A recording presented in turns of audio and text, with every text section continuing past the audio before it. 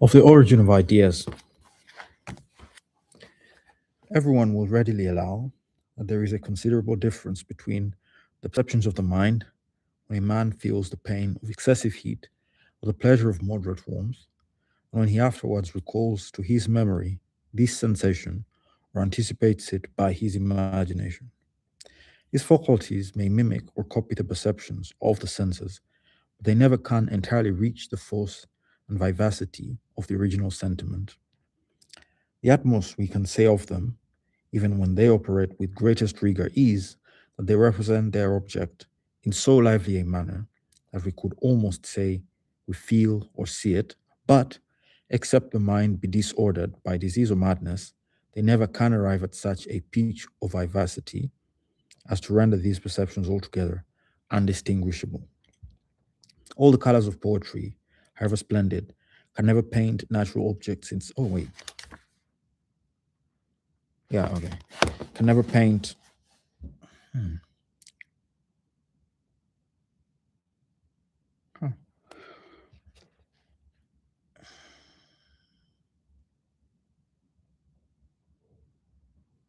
All the colors of poetry, however splendid, can never paint natural objects in such a manner as to make the description be taken for a real landscape. The most lively thought is still inferior to the dullest sensation. When we observe, like a distinction, to run through all the other perceptions of the mind. A man in a fit of anger is actuated in a very different manner from one who only thinks of that emotion.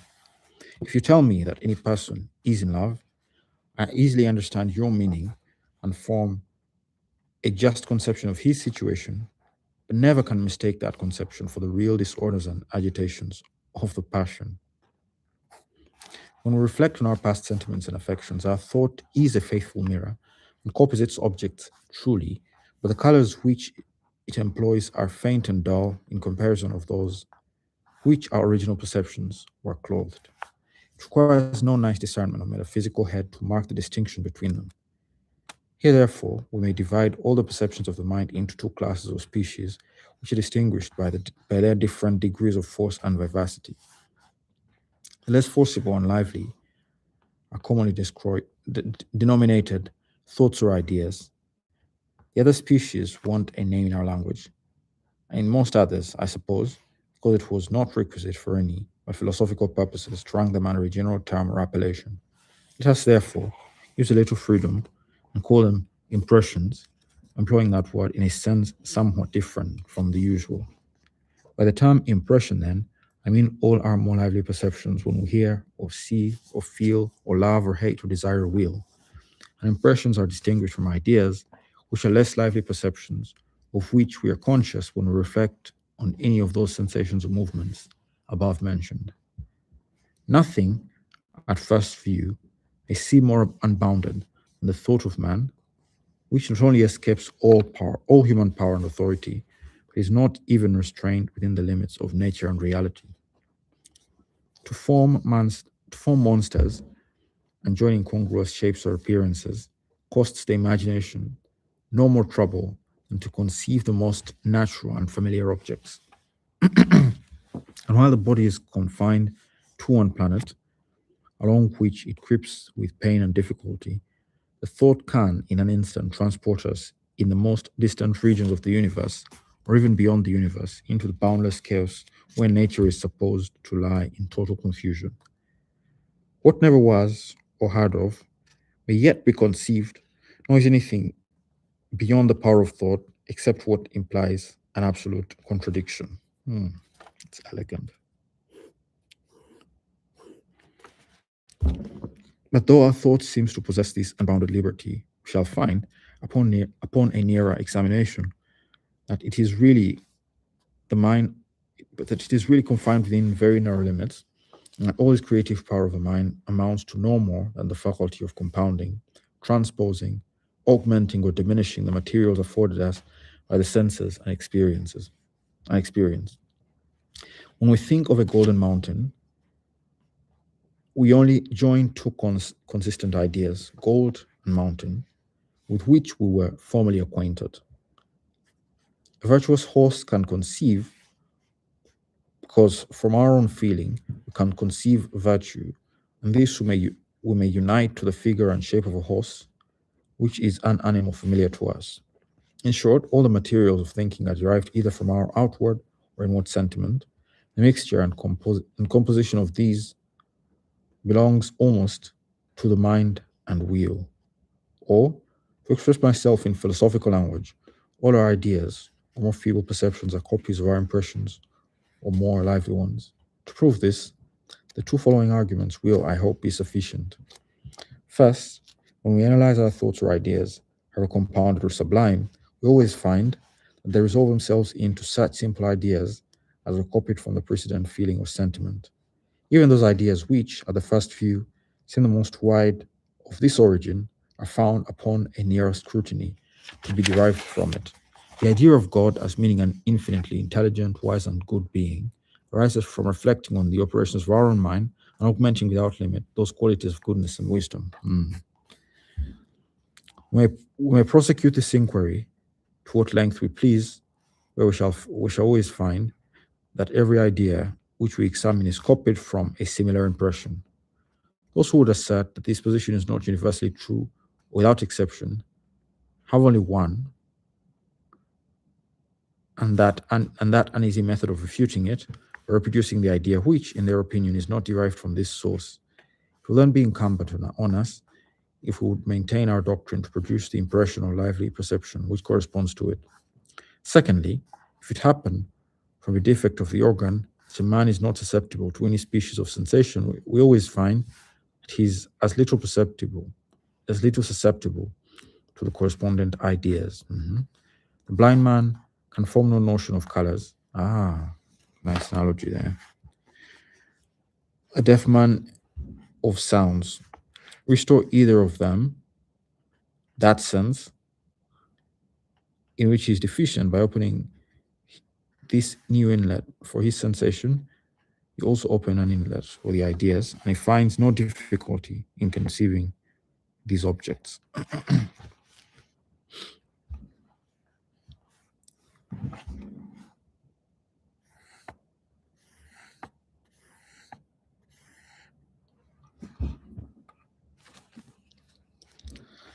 A case is the same if the object, proper for exciting and sensation, has never been applied to the organ.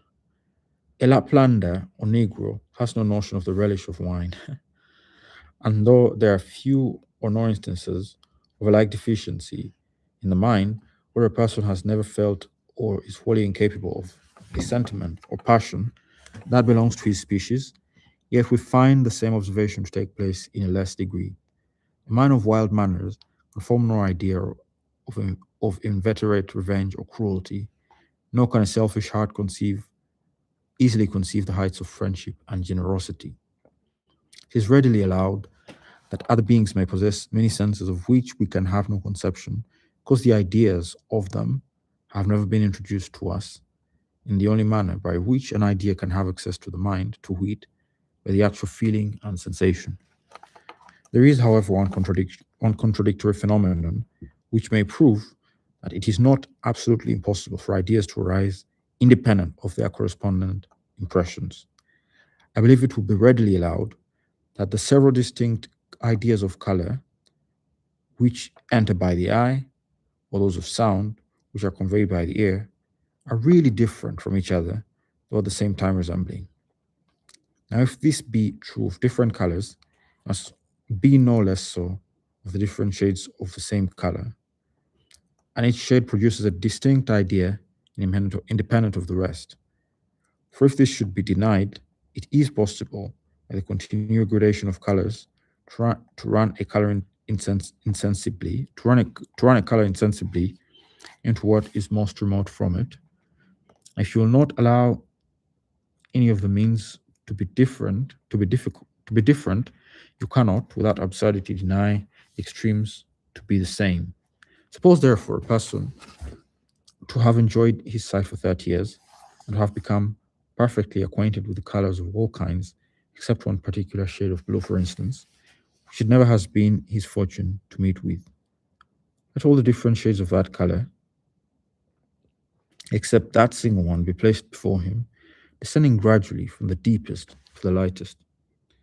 It is plain that he will perceive a blank where that shade is wanting, and will be sensible that there is a greater distance in that place between the contiguous colors than in any other. Now I ask whether it be possible for him, from his imagination, to supply this deficiency and raise up to himself the idea that of that particular shade, though it had never been conveyed to him by his senses. I believe there are few, but will be of opinion that he can. And this may serve as a proof. The simple ideas are not always, in every instance, derived from the correspondent impressions, though this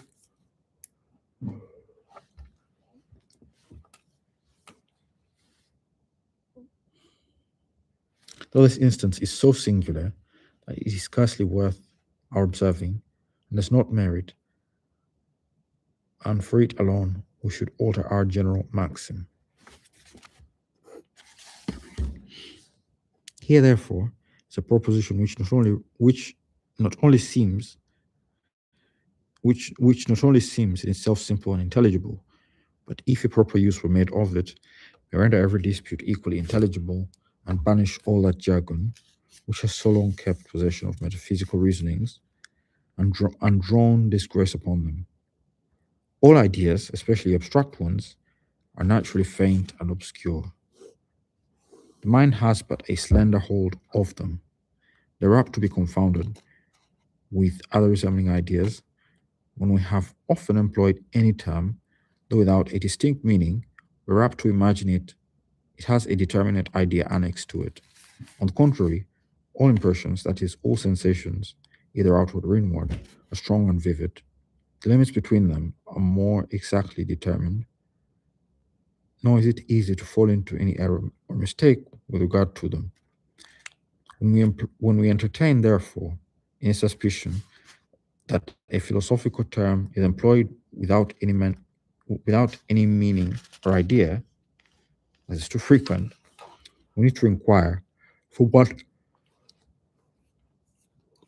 from what impression is that supposed idea derived, and if it be impossible to assign, this will serve to confirm our suspicion.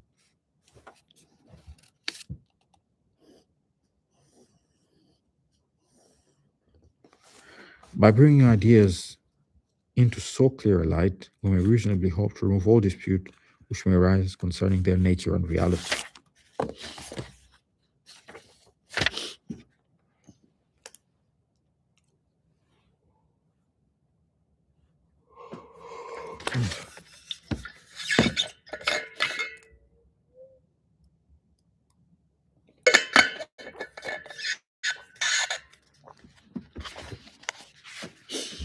Three, of the association of ideas. It is evident that there is a principle of connection between the different thoughts or ideas of the mind, and that, in their appearance to the memory or imagination, they introduce each other with a certain degree of method and regularity. In our more serious thinking or discourse, this is so observable that any particular thought which breaks in upon the regular tract or chain of ideas is immediately remarked and rejected.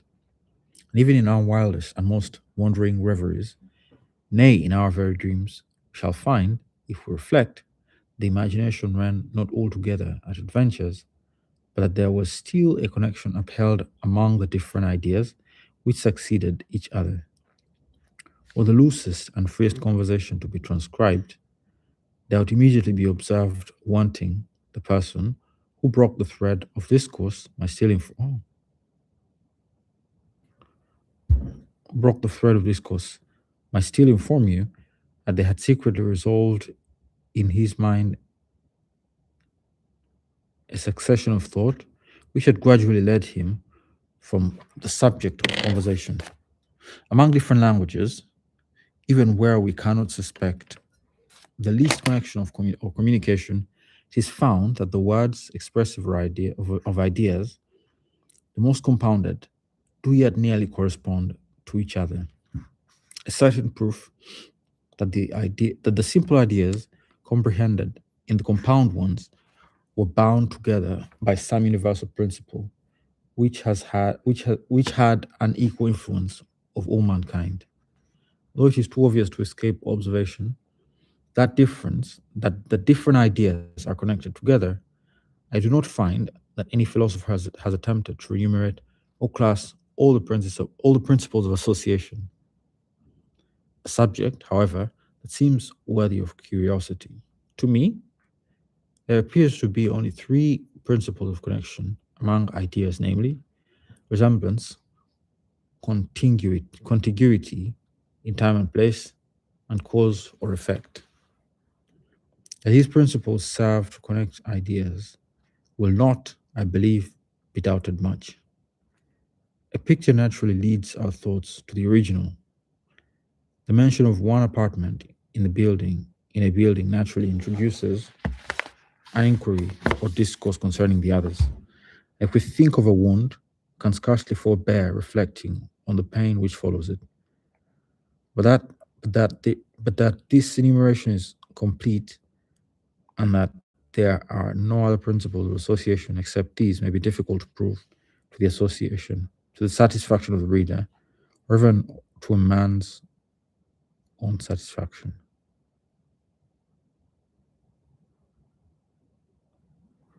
All we can do in such cases is to run over several instances and examine carefully the principle, which binds the different thoughts to each other, never stopping till we render the principle as general as possible.